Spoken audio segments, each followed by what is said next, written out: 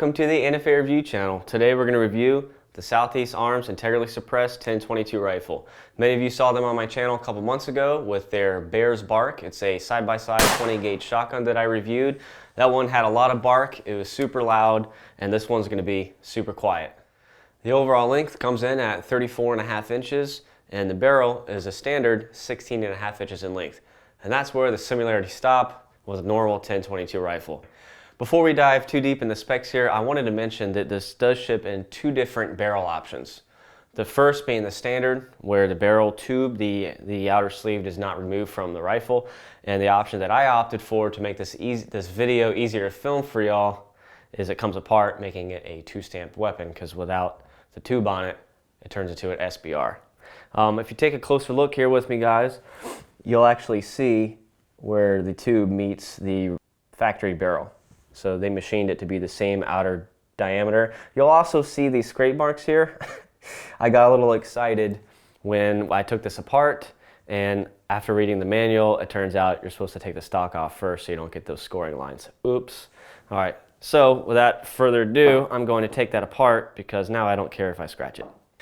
As you remove the suppressor from the rifle, you're going to feel some resistance, and that is the O-ring that keeps all the gas trapped inside. So what you guys are looking at here is a short barrel with 1/2x28 threads on it that correspond with the 1/2x28 threads press fit inside here. I'm not going to be able to show you. On the back side of that female portion of threads, it's ported, which is pretty cool because then you're using all this area as a reflex type suppressor combined with the 11 modified K-baffles that are already in here, making this a really, really quiet gun. For service, use the included takedown tool to correspond with the spanner holes on the front cap. Go ahead and pull it out. The threads on this thing are pretty deep. Once I get enough of it out, I'll be able to use my fingers here. And then we'll be able to get those 11 K-baffles out. I would just use a cleaning rod, because you're going to need to use a cleaning rod here in a minute anyway. Oh, first one just fell out. It actually fell out pretty easy. And they're going everywhere. Jonathan's over there grabbing them. All right, we got all the baffles lined up. I'm gonna make this all pretty for you guys. Give me 1 second. And the tube is constructed of 3/16 stainless steel, and you have an option of a black Cerakote as shown here, stainless, or blued.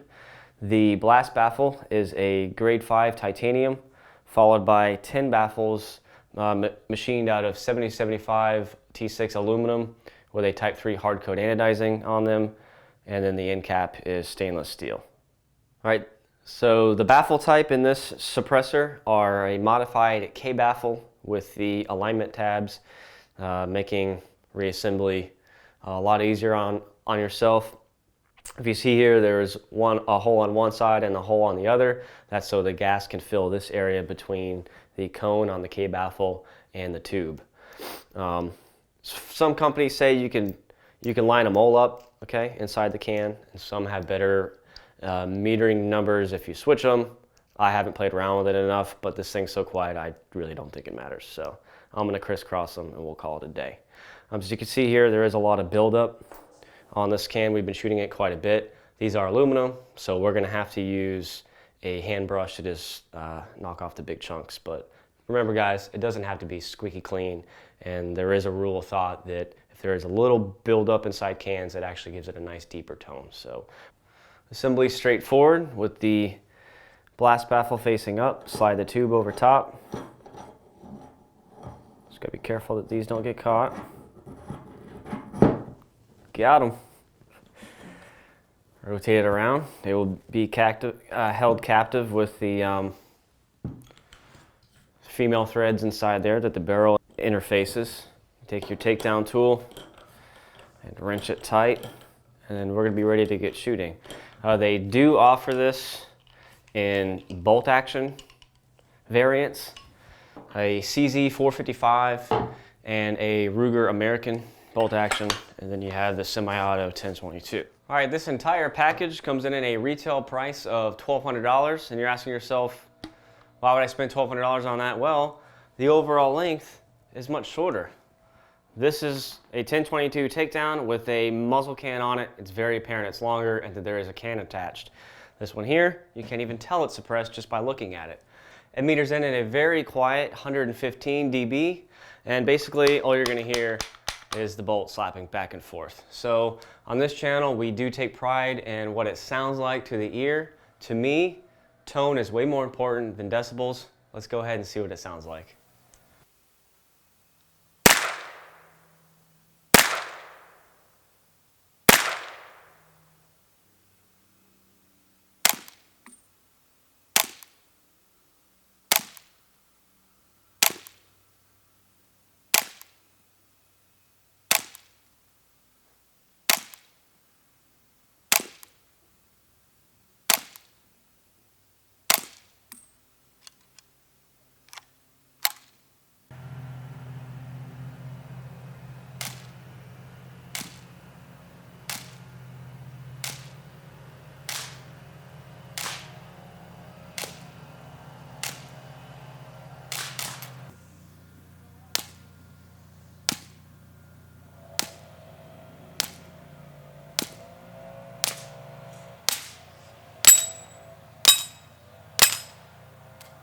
Well, everybody, I hope you enjoyed the review. It definitely is a very quiet rifle, as we knew it would be.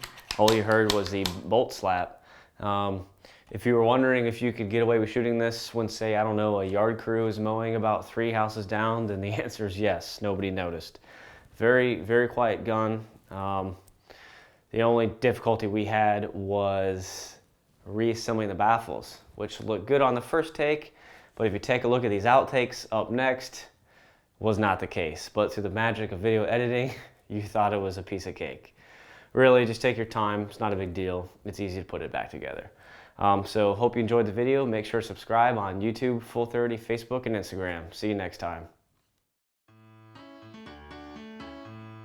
Are you guys good at Jenga? I'm pretty good at it. Let's go ahead and slide this thing on here. Blast baffle first. Come on, baby. Get in there, home. Crap.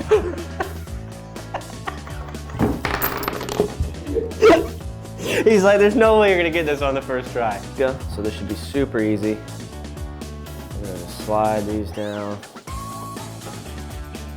Oh.